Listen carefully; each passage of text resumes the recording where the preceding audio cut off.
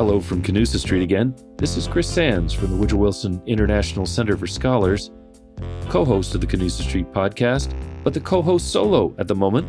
We're waiting for Beth Burke, the incoming CEO of the Canadian American Business Council, to join us on the podcast as the new co-host, replacing Scotty Greenwood, who's moved on to bigger and better things. This is an episode from March of 2022 that we recorded with Peter van Praagh, the president of the Halifax International Security Forum. Peter talked to us about the Russian invasion of Ukraine in 2022, and he expands in this second part of a fascinating episode to consider what the future was for diaspora communities, Chinese and Ukrainian diaspora communities in Canada and in the United States, and also how the Russian invasion might affect great power competition between the U.S. and China. Much of what he had to say still rings true. I've been thinking about it all week, and I thought this would give you something to think about as well as you wait for new episodes of Canusa Street, which we'll be bringing to you soon. For now, enjoy.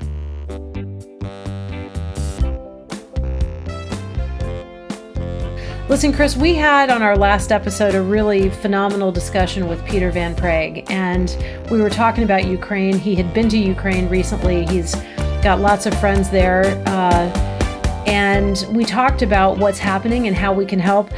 We want to have him back, and he's agreed, which is lovely. So I'll turn it over to you to introduce him properly again, just in case people are tuning in for the first time.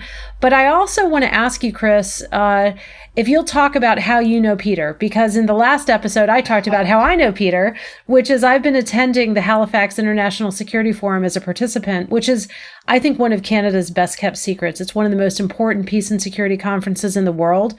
Maybe it's the most important conference.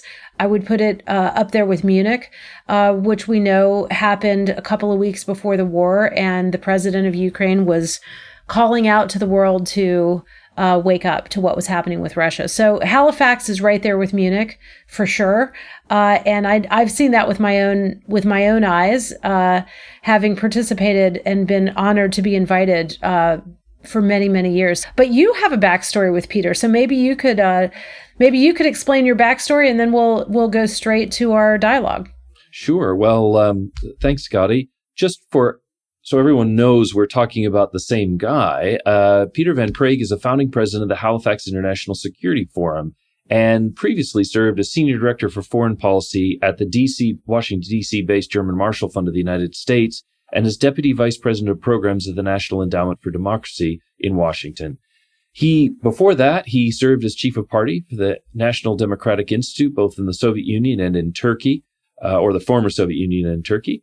And in 2006-2007, Peter served as a senior policy advisor to the Minister of Foreign Affairs of Canada. But before all of that, he was his father's son, and I knew his dad, David van Praagh, because David would bring down journalism students. He was a professor of journalism at Carleton University. He'd bring down journalism students to Washington to go to a White House press briefing or a State Department press briefing, and I somehow made the tour, and it was great to be able to talk to his students, some of whom have gone on to very successful careers in international journalism. So off to a good start. And I remember it was one of those sessions, I think, after, and I was at the Center for Strategic International Studies then, that David said, I'd love you to talk to my son. He's interested in, democracy, he's interested in the world, the international relations, think tanks, and this does happen to me. It's because I'm a pedantic middle-aged guy. So people think, he's the kind of person who will dispense advice at the drop of a hat, which is generally true, even though I wasn't that old then, not quite middle-aged. And I first met Peter, and I was impressed from the get-go. Everything his dad said, but also everything I observed in that first meeting, that this was an extremely promising, bright, really engaged and intellectually curious person about the wider world, has been fulfilled with a career that has gone, as I just mentioned, from Canada to former Soviet Union to Washington, and now he's one of the leading thinkers, but more important, connectors of the international security community worldwide. As you said, Scotty, like the Munich Security Conference family, the Halifax Security Conference family or Forum family is robust and includes everybody who's anybody and a lot of people who are going to become somebodies. So Great to have you, Peter. Thank you for coming back for a second episode. It's my pleasure, Chris. And it's nice to hear that reminiscing. I don't know how it's possible, but you haven't aged in 30 years. And I mean that. It's incredible, actually. It's maddening, to be honest. I know. Well, our listeners won't know this. I am just jealous that you have a beard with not a speck of gray in it. I got a little gray, but the beard is there because I don't have, people might not know, but I'm completely bald. So anyway, and I wasn't when you and I first met each other, which was really nearly 30 years ago, actually. It's quite amazing. And I never thought of your primary characteristics being your hair. It was what was in the head. So that at least is still there, which I'm glad about. Well, you know, Chris, it's wonderful that you knew Peter's dad, and I know how proud a dad he must have been of Peter and all of his accomplishments. And I know Peter lost his dad, but you knew his dad, and just because I'm, younger and more hip than you, I know Peter's kids. And, how cool is it that his kids get to experience what happens in Halifax every year and see their dad in action, but also, they might meet world leaders there. I met Ehud Barak and Condoleezza Rice, and, it really is a who's who. Anyway, let's talk about the Halifax Security Forum for a minute, Peter, in the context of Ukraine, but I want to widen the lens a little bit. I want to have a broader view here. And that is, it's hard to think about Russia's ambitions and aggression towards Ukraine without also thinking about what designs China may have, for example, on Taiwan. And I raise this because you've been so active on illuminating how complex the issues are with China. And I would also say you've been fearless in terms of what you're doing with the people of Hong Kong, whom you honored. And so maybe if you could put into context for us the Ukrainian-Russian situation, into context also with China, Russia, and China in general. So easy, light little question there to start us off, if you would. Yeah. Well, Scotty, Chris, I'm delighted to do it. I'll do my best on this, but as you said, this is the stuff of volumes and books, and everybody has an opinion. So I'll do my best to tell you what I'm hearing right now. I am in touch with folks both in Taiwan and in China. So Vladimir Putin, traveled to Beijing at the beginning of the Olympic Games, and he, together with the Chinese leader, put out a 5,000-word agreement. And I have to tell you that I did not read all 5,000 words. I've read the summaries, and the summaries suggest a very close partnership between China and Russia, between Russia and China, and that is not something that is straightforward. Russia and China are not natural friends. They've been competitors for centuries. Now, what has been reported is that President Xi of China asked President Putin of Russia not to do anything during the Olympics. And I think the evidence suggests, because he did make his announcement, his invasion, as soon as the Olympics ended, that President Putin, did as he was asked. And so the question now is, and this is really quite alarming, is essentially, has Russia become a client state of China? And I think that's something that needs to be explored. I think it's more or less true. I also have folks who are telling me that China is already in eastern Russia without Russia's permission. They've gone in with huge teams, and they are ripping apart Russia's forests. These are forests that are untouched, that have gorgeous hardwood. If you follow Canada and the United States, you understand the importance of softwood lumber. But this is, the Chinese are just going in and just taking Russian lumber.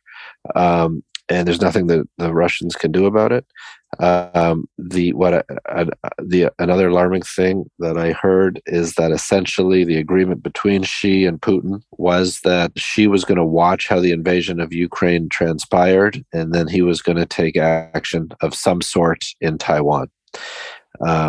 And that because the Ukrainian invasion has been slowed, largely, as we talked about last time, due to the incredible courage and the bravery of the Ukrainian people and their leader, President Zelensky, this is now making the Chinese leadership rethink exactly what they are going to do in Taiwan. And I think there is some good news coming out on the other side of the Eurasian landmass. The other thing that is good about this, as we discussed last time, is that Putin's going to lose. Putin is going to lose this adventure. And the result of China being so close to Putin is that this is going to end up being a loss for China as well.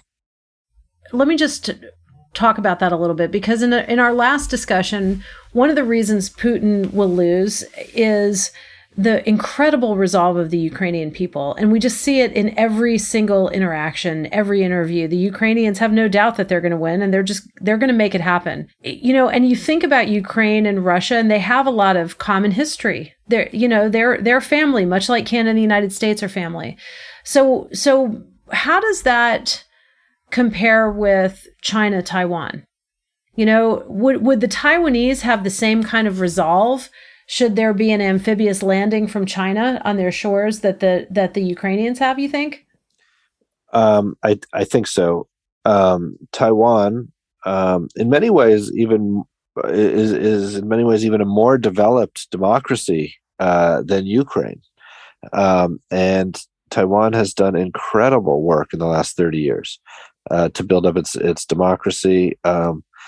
I was in Taipei right before the pandemic started, and it is, it is a modern, vibrant, safe, dynamic place. And talking to Taiwan's leaders and people on the street, they are incredibly proud of what they've built.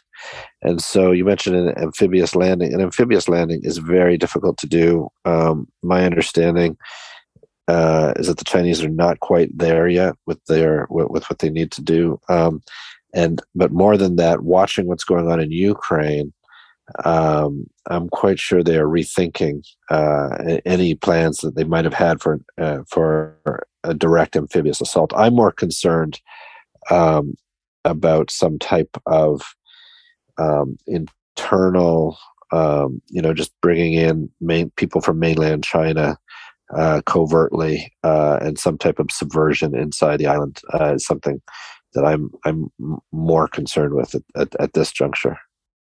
Peter, I think personally that it is because of Canada's longstanding openness to newcomers, refugees, immigrants. But something that I think a lot of our listeners don't know is that there is a robust Ukrainian community in Canada. That has been around for a long time, and also, for that matter, a robust Chinese Canadian community with many people who've come from Hong Kong.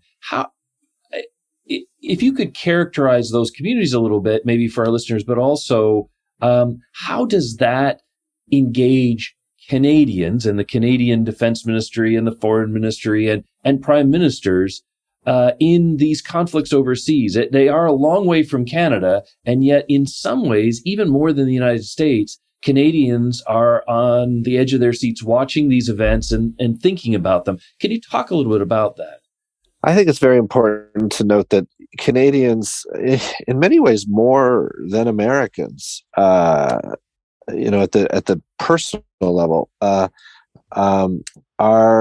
feel that they are more a part of the world, that they're closer to some of these things than Americans do. America, we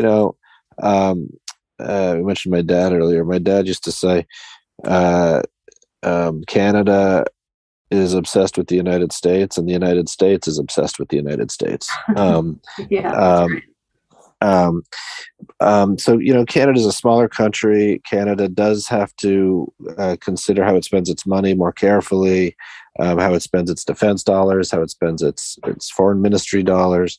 And so even though Canada is, has interests in the Pacific, has interests in Europe, it's got, the Arctic to think about.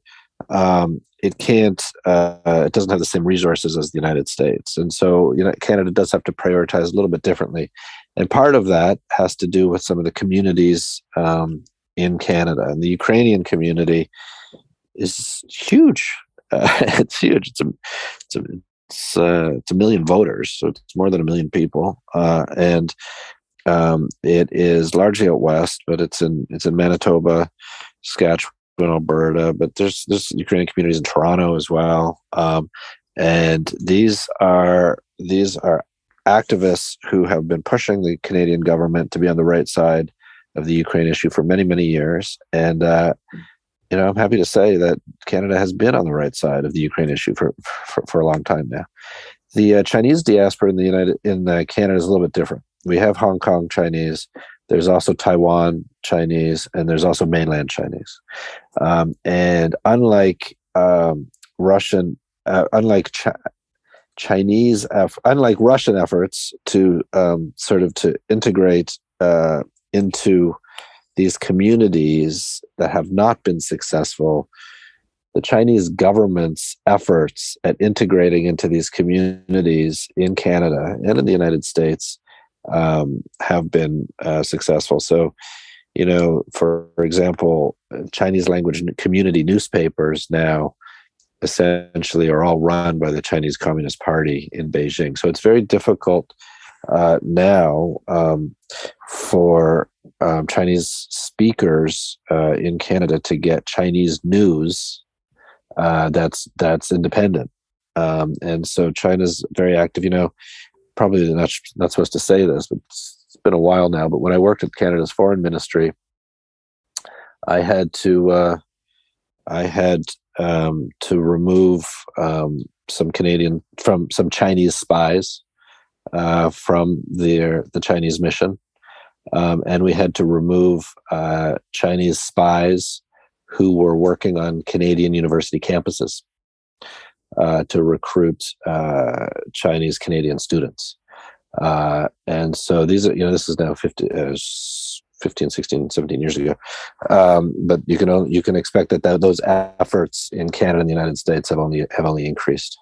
Let's talk about this fraught relationship a little bit more with Canada, U.S., and China. A feature of the relationship over the last few years has been the fact that China captured the so-called two Michaels. It was a very famous story. Two Canadian citizens who were in China and imprisoned wrongfully in China for more than 2 years in retaliation for Canada detaining the CFO of Huawei, who the U.S., at the request of the U.S., who the U.S. had said violated sanctions agreements towards Iran. So complicated story. Anyway, the point is there were two Canadians in China that were captured and imprisoned. And in what I think, and that was a huge, massive diplomatic issue as between Canada, the United States, and China. And it really colored the relationship for the last couple of years. And in a minor miracle, once they were released, one of the Michaels was at the Halifax Forum, Peter. So how did you pull that off? How are the Michaels doing? And what's your view on that whole episode in our history?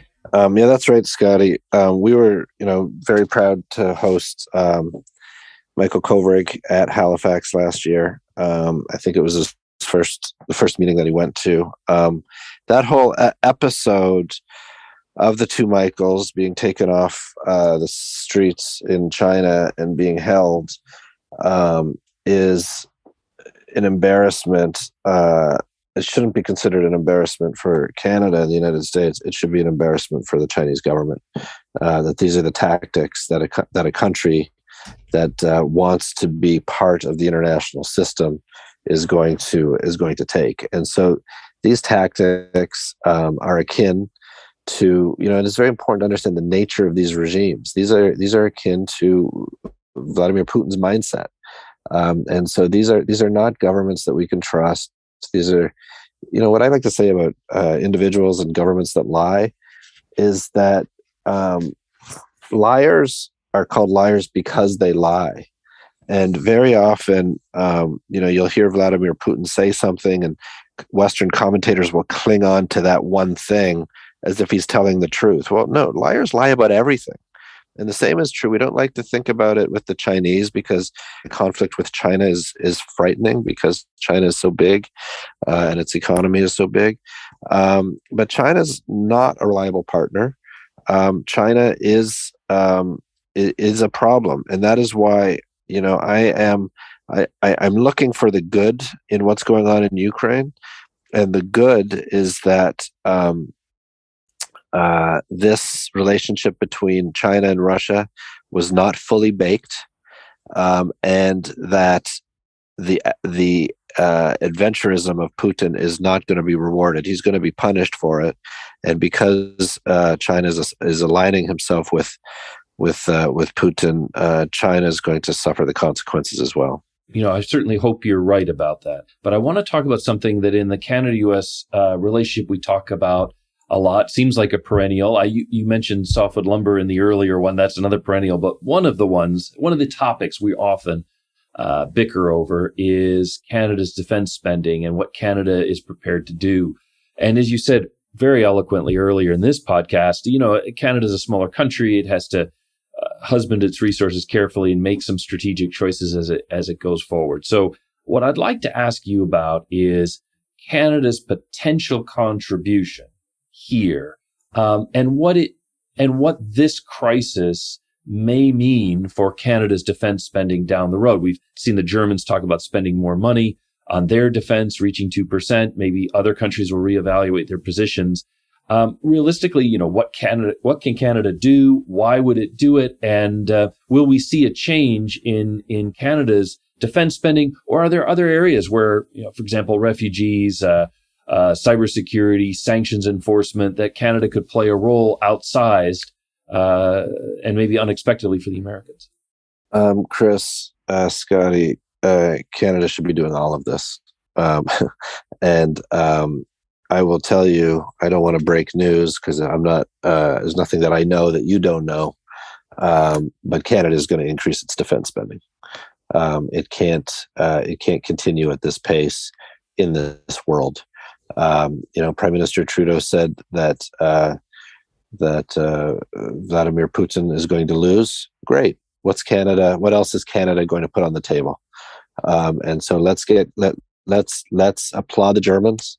The Germans have done a great job. They too slow, but they understood pretty quickly. Now they are right in the region.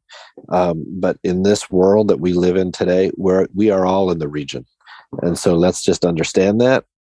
Let's support the Canadian government as it endeavors to increase its defense spending, and let's understand that Canada's defense and tech sector is as good as any in the world. And so these can be dollars that are not spent on American systems or European systems. There is Canadian technology that can be brought to bear and brought to the fight. And I can tell you, there are American companies that are using Canadian technology and spending a lot of money. And I think some more government support on R&D, some more purchases by D&D. We need to change, frankly, the way that some of these acquisitions are resourced to make them more efficient and make them more just speed them along. Some of these things are just choked up, taking way too long, and we need to move that quicker and get Canadian prowess. A lot of engineering prowess can be brought to bear and put in the fight. It seems to me there are two other Canadian assets, if you will. And I'm going to change this up a little. I'm going to pose this question both to you, Peter, but also to you, Chris. So in addition to what we're talking about in terms of defense and technology, and Peter, I agree completely with your analysis of Canadian ingenuity and engineering and all of that. But in addition to that, it seems to me Canada's got two almost unique gifts. One is it's relatively open to refugees. And so Canada, we've seen that with Afghanistan, but what do you think, what more could Canada do, or what should Canada do with respect to refugees coming from Ukraine? We've already talked about the Ukrainian diaspora in Canada. It's large. So that's the first piece. And the second piece that Canada has is truly abundant natural resources. Canada has a lot of everything we need to power the economy, renewable capability and energy, but also traditional oil, gas, nuclear, et cetera. So should Canada be doing more in both of those? But I'd actually like you both to answer that, Chris. So sorry I didn't warn you, but I know you're up for it. Peter, you want to take a shot, and then maybe Chris?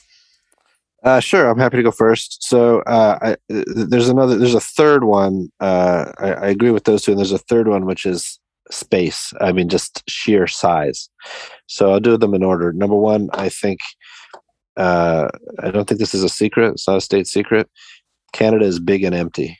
And my point of view, which is not in line with exactly any political position in Canada, is that Canada's immigration doors, refugee doors, should be wider open. They are. I'm proud that they have been open as much as they are in the last few years, much wider than the American doors. I think that there's still space for Canadian doors to be open still wider. And there needs to be, conversations between the political parties in Ottawa on how to do that. But that is not only a humanitarian service, but that's a way to make Canada stronger. I mean, it's straightforward. Natural resources, yes. Canada's economy historically has been, sticks and rocks, and of course, Canada's economy has developed. It's a service economy, but as you say, Scotty, I do think getting resources to market is really, really important, and I would include energy on that. Canada is an energy-rich country. I know that there have to be conversations about climate, but at the same time, I don't know why the United States is looking for energy in Venezuela and Iran when there's a lot more closer to home. Some of these barrels are dirty barrels. And some of these barrels are very clean barrels, and there's enough access to very clean barrels that can really make a difference in the world. And I think Canadians should know about that. And then third is what I mentioned with space. There's a lot of new technologies that require an incredible amount of space to test them. These are planes, these are missiles, these are different technologies, and Canada should be volunteering to host some of these technologies with its NATO allies to get, this is one of the things we discussed at Halifax last year, is that the Chinese and the Russians are actually ahead of the United States and NATO on hypersonic weapons. Part of that is increased testing and finding locations to test, and Canada can play an important role in that regard. I couldn't agree with you more, particularly on that final point. Canada does have airspace, quite a lot of it, and there are a lot of U.S. defense companies that do testing of aerial drones and other technologies in Australia, because that's another place that has lots of space. And Australia makes money. They rent their space by the kind of square inch, and so you could make money and build up resources in some places that are not populated, and it will be interesting to see if Canada does that. And Chris, I'd love your thoughts on the kind of relative advantages of Canada. And I should probably just put a little disclaimer or disclosure here for our listeners. I do work with provinces, in particular the province of Alberta. The Premier and the Energy Minister has a very strong opinion, I think understandably, on this, but I'm in that fight, so I'm not totally unbiased. So anyway, you perhaps are. So over to you, Chris. Oh, well, I guess, yes. So my view in this is that the good and the bad is that Canada has been very blessed with energy resources, with know-how, with very smart people. And to some extent, and I'm not complaining because this has been good for the United States, it has been focused so much on providing all that talent to the U.S. And what I'm hoping this crisis does, and just as an American who cares about Canada, is helps Canadians to understand that as important as they are to the U.S., they're important as a partner of a lot of other countries. This week we heard Japan announce that they could not stop buying Russian oil and gas because they've been building some infrastructure and they are very much tied to that economy. And after the nuclear plant in Fukushima was shut down, they really need that fossil energy. We're hearing from Germans and others who, if they don't complete Nord Stream 2, need a source of LNG that's terrific. Canada has these things, but has difficulty getting infrastructure to the sea. And so much of our energy has been, can we get through Keystone? Can we get through the United States? But I think what we have missed until now is that just as Canada was once the breadbasket of the world, producing grain and other products when other countries were bombed out and farming wasn't going well, now they could be really the arsenal of democracy on the energy front and in other ways, providing those resources. And to not think, yes, we're worried about climate change and those things are important too, but we're talking about countries that are also committed to addressing climate change and want the cleanest barrel, to use Peter's phrase, the cleanest LNG in transition. And soon we're going to be talking about hydrogen too. And that's something that where Canadians have technology that could go around the world. So this is going to sound strange. Americans love to beat their chest and we're self-promoters. We are. That's part of our DNA. Canadians are often not. They sort of say, well, we're okay, but we're not going to brag about it. Well, Canada should be bragging about it. And I think a lot of countries should see Canada anew in a crisis like this. And rather than doing it for the Americans or doing it for Canadian self-interest, there's a real advantage here if Canada is willing to develop its resources and develop the infrastructure to help its friends, allies who'd really like to do business with Canada if Canada was ready to do business. Well, the other piece of this, Chris and Peter, related to resource development is critical minerals and rare earths. And wonder if you guys both want to jump in on that a little. I will say Canadian American Business Council has been saying for several years now, and it's something that Canada's previous ambassador, David McNaughton, kind of defined for the bilateral relationship. Canada should be the processor of choice for critical minerals and rare earths. These are inputs that are used in not only defense goods and consumer goods, but also carbon transition technology like electric vehicles, like solar panels. So, Peter, Halifax has been talking about critical minerals for a while too. Where do you come down on that one? I agree. Not only do I agree, but I think it's more important than ever because the Chinese, first of all, just have to look at the map of the world. A lot of these resources are either in Russia or in Chinese. They're not so much in China as they are in areas that China is now controlling and have bought mines in Africa, other places. And so as this conflict grows and lines are drawn, it's actually, just as we've put sanctions on the Russians, it's going to be difficult to get goods out of both China and Russia. And I think Canada, again, just looking at a map, is going to become that much more strategically important for these things. I also make the point that a lot of these things, including lithium and nickel that are inside batteries, are already inside batteries and can be mined through recycling. And that is something that we're not paying enough attention to right now. We send the batteries back to Asia. Old batteries are recycled and they're put on ships back to Korea or China. We should be keeping those batteries in North America, and we should be recycling and taking. There are means to get almost 100% of the products out of existing batteries, and that is something that is pro-environment that Canada, I think, should be doing more of as well. I couldn't agree more, and I think it's a great testament that Canada's already thinking about this in a very circular economy, sustainable way. Just a question for you, Peter, and it maybe goes into the side I work on a bit more, which is the economy.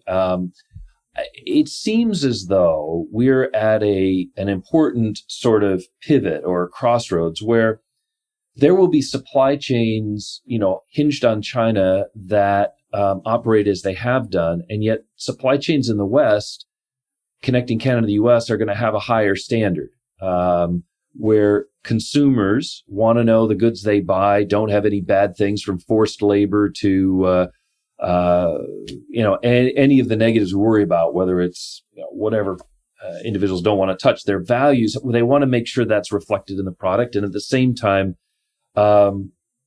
institutional investors, companies going to them for capital, they want to know, is this company a best practice company? Is it operating sustainably? Is it meeting all these goals?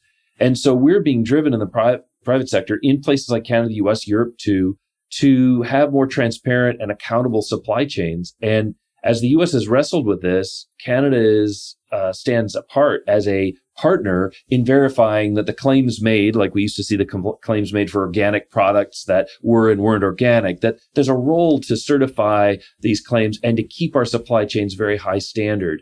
And I think even though we think of that as an economic issue, it's a national security issue too, to be able to operate in that high standard world. Do you see Canada, both setting the military aside for a bit, as a potential economic partner of choice at that high standard? And what does that mean for Western unity if we're able to achieve that? I think, it's a really timely question. It's a complicated question, but it's a timely during the pandemic. It was timely coming out of the pandemic, and it's even more timely now during this war in Ukraine. Supply chains that have been dependent wholly on China are in the process of changing, and that they're going to change even more. And we are going to see companies, both Canadian companies, as you mentioned, but also American companies, starting to move their reliance not only in East Asia, but in different places of the world. I think that you're going to find places that can be reliable partners, both in the Middle East, in Africa, and in the Americas, that are going to substitute for China. And I think it's going to start happening pretty quickly now. But that's also important on sanctions, too, because as we're thinking about Russian sanctions, if you're under sanctions, you're going to try to find a way to obscure origin, slip something through a third country, and see if you can't bust the sanctions that way. That's got to be something that, from a security point of view, we're all concerned with, especially because the Western response in Ukraine has been so economic in nature. Yeah, I think that's right. I think that's right. But again, I think that speaks to diversifying areas of the world where we are getting supplies from, and what these future supply chains are going to look like. But I think that's exactly right.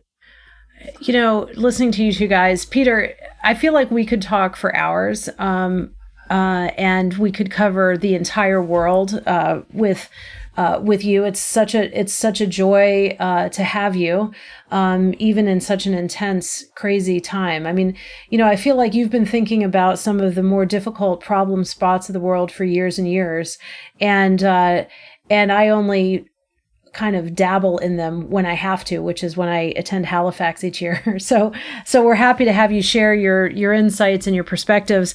I will say that while we were recording this podcast, on my screen popped up the dates. You have dates for 2022, which are November 18th through the 20th, 2022. And what I will say is, whereas I think in the early years, the Halifax International Security Forum was really just for the people in the room, you've evolved over time, and there are parts of it that you can live stream, you can tune into, you can read about. And I would just suggest to our listeners, if you don't follow Halifax on the Twitter or your platform of choice, you might want to think about it, because you might learn something, just as I have learned a lot from my friend Peter van Praagh today. I will also say, while we're doing Save the Dates, Chris, that November 15th, right before the Halifax Security Forum, is the Canadian American Business Council's annual State of the Relationship. So we're just going to go ahead and ask people to book out their Novembers for us right now,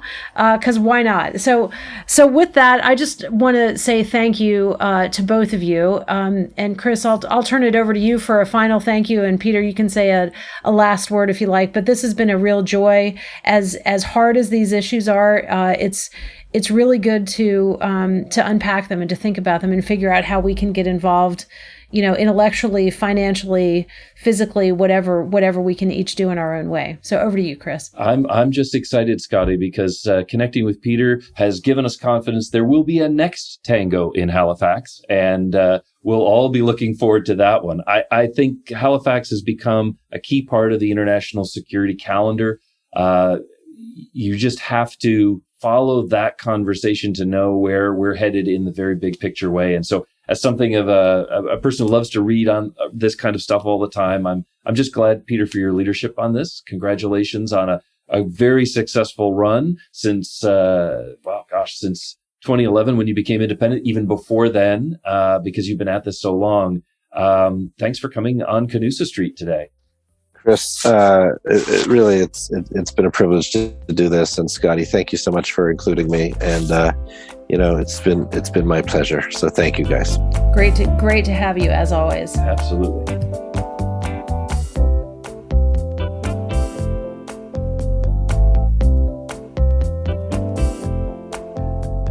Well, it's not every single day, Chris, that we can talk to a podcast guest on topics as far-ranging as critical minerals and rare earths, what to do about China, the aggression of Russia in Ukraine, and everything in between, and Canada-U.S. relations and how they all fit in. So, actually, that's not true. People can talk about it, but knowledgeable people where you and I learn something, that's magic. And I think we experienced some of that today. Yeah, Peter really speaks to these issues with authority, but I love this conversation in this second episode because what Peter did is shared something that you and I get to see a lot, which is how Canada's multicultural, diverse, immigrant-driven society, similar to the U.S., has a slightly different complexion and gives Canada, I think, in many ways, a unique window on what's happening in Ukraine because of the 1.3 million Ukrainian Canadians, or what's happening in Asia because of so many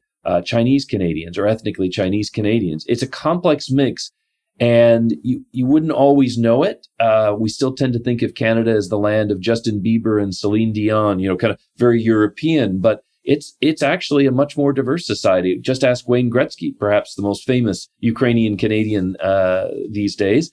Canada has a lot to bring to the table, and they don't brag about it, but at a time like this, in a big crisis, it really pays to pay attention to what the Canadians are doing. Well, that's exactly right. And a couple of the issues we touched on, but they themselves are a whole other podcast. So we touched on forestry, and of course, Canusa Street is talking about forestry, but we also touched on energy and carbon transition. And so, Chris, I look forward to a future episode where we dive even deeper into the question of how do you provide the world with the resources it needs, but do it in a way that is friendly to the planet and life-sustaining. So that'll be a subject for another day, but I'm glad we got to kind of introduce the ideas today. Yeah, Canusa Street is just a street, but it connects the world to both Canada and the U.S. So great place to find out more about this amazing partnership. And I love our amazing partnership, you and me, Scotty. It's magical. It's one of my favorite collaborations ever. So thanks, Chris. We'll see you next time. All right, see you next time. This podcast is brought to you by the Canadian American Business Council and the Wilson Center. If you like this episode, help others find our show and give us a rating on Apple Podcasts or Spotify.